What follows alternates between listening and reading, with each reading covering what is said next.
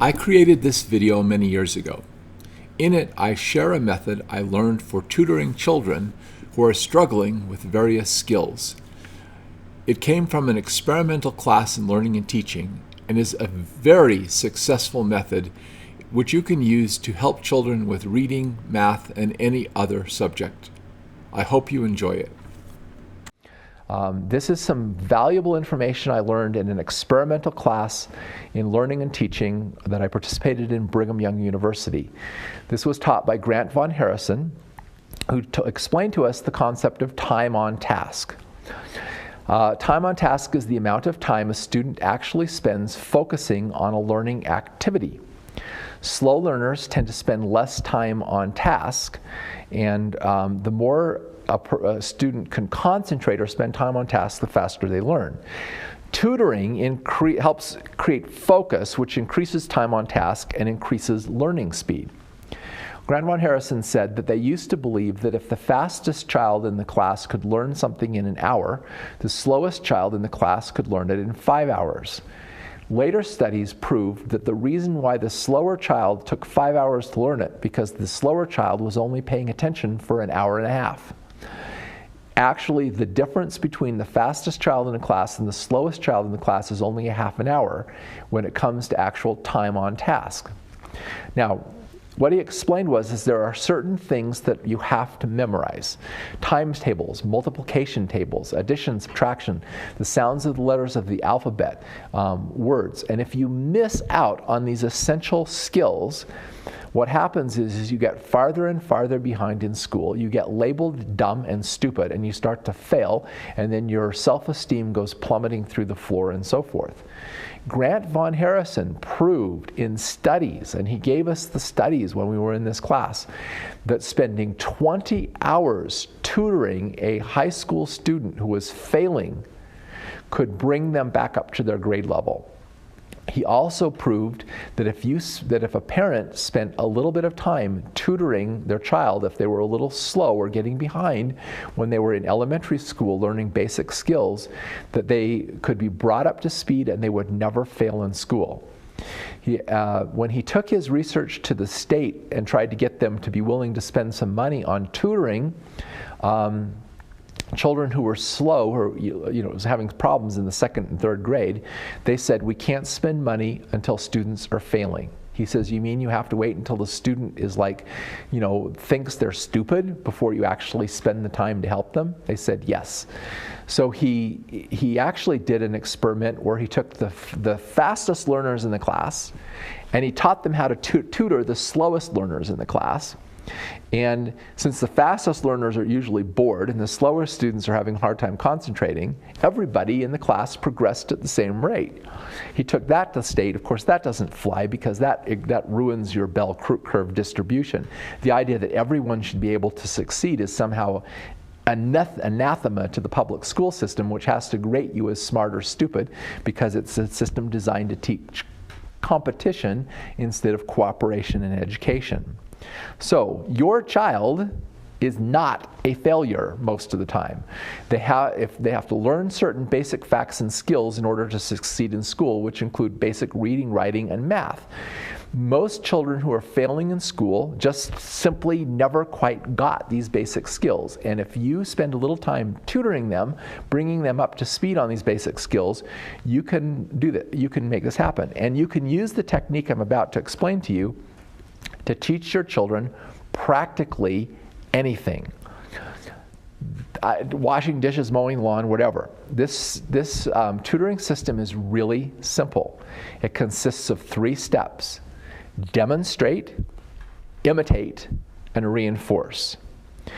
Demonstrate, which is the first step, is you pick only 5 to 10 items at one time to learn. You show the problem or the item to be learned and demonstrate to the child the correct answer or behavior. Then the child imitates you. You have the child copy you by repeating the correct answer or imitating the correct behavior. Then the third step is you reinforce, which means you praise or acknowledge the child's correct imitation of your answer or behavior. When you're doing this, you want to vary the form of praise, such as you could say, good, that's right, correct, excellent, wow, that's fantastic, you really got it that time. But it's always positive. So here is a demonstration of me tutoring Hannah with some multiplication. We're going to look at how we do some tutoring in some basic math. So ready to learn some times tables? All right. 4 times 3 is 12. Can you say 12? 12. 12. That's great. 2 times 3 is 6. 6. Good. 3 times 3 is 9. 9. 9, that's right. 1 times 3 is 3. Okay, very good. 4 times 3 is 12. 12. Good. 2 times 3 is 6. Right, very, very good. 3 times 3 is? 9. Very good, you remembered. 1 times 3 is? 3. That's right. Now I'm going to shuffle them a little bit so they're like not in the same order. Ready? 3 times 3 is? 9. Good. 12. 12. 4 times 3 is 12. Okay.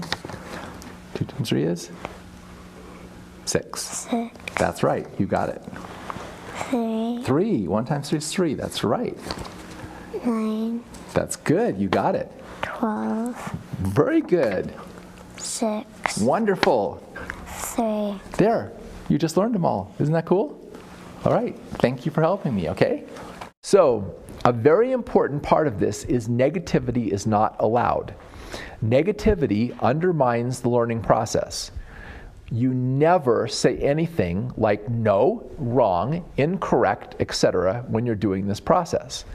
If the child makes a mistake or incorrectly copies the behavior you're demonstrating, you simply demonstrate the correct behavior or answer again, get them to imitate it properly, and then reinforce them positively.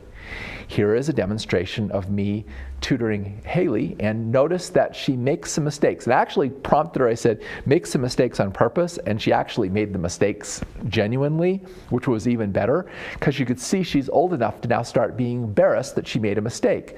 So that's because she's used to being corrected or being punished for making a mistake.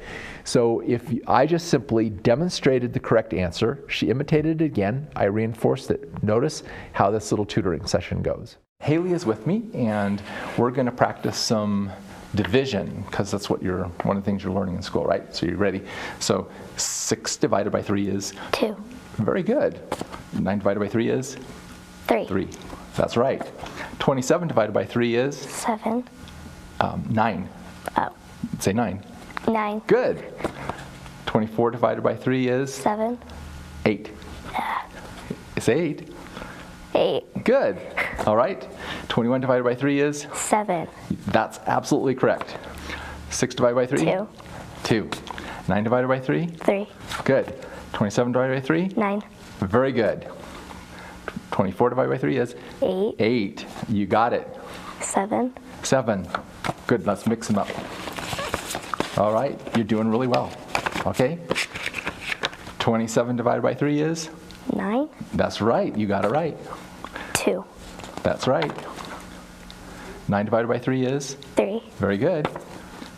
7. 8. 8. 8. Good. 7. 7. That's right. 9. 9. Okay. 2. 2. 3. 3. 8. 8. That's right. You got that one right. Okay. And 21 divided by 3 is? 7. 7. 8. 9. 9. 9. 27 divided by 3 is 9. Okay. Shuffle them up once more. Here we go. 7. That's right. 3. 3. 9. Good. 8. Good. 2. 2. You got them all. There. Isn't that great? That's easy enough. So, again, this is very important. Grant von Harrison said that he had to actually use a tape recorder with parents to convince them that when their child gave a wrong answer, they were saying no. because it is so ingrained in us to be negative. It's so ingrained in us to say wrong that we are constantly doing it. And it is an inhibiting factor in the learning process. Grant von Harrison also says when he was teaching children how to tutor other children, they would pick up on this process automatically and be very positive. When he would tell them, now I want you to imitate adults, they would start becoming critical, negative, and demanding. If you want to teach your children, if you really want to help them learn, you need to learn how to this simple process, and this will work with anything. But let's talk about some applications. Math.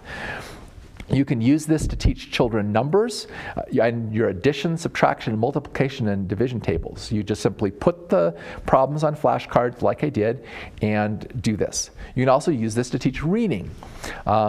When you're demonstrating letters of the alphabet, don't teach them the names of the alphabet like A, B, C. Teach them the sounds.